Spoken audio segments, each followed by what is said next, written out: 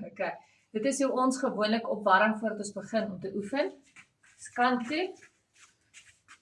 Terug. 3 keer. Soontoe en 3 keer terug.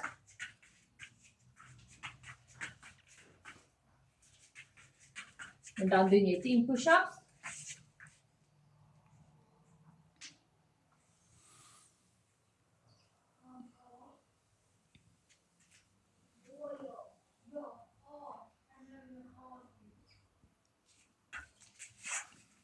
En dan gaan jy weer kant toe 3 keer, en weer kant toe terug, die kant toe terug.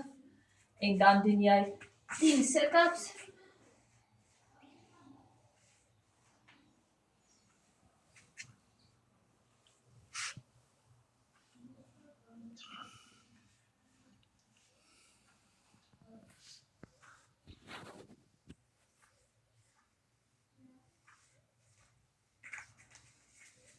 Dan gaan jy weer kant toe 3 keer en dan die kant toe 3 keer.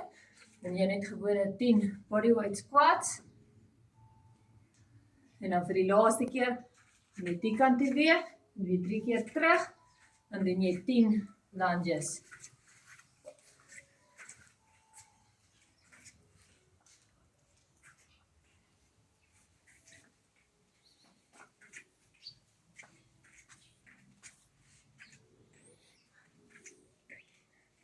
As hy geniet dit.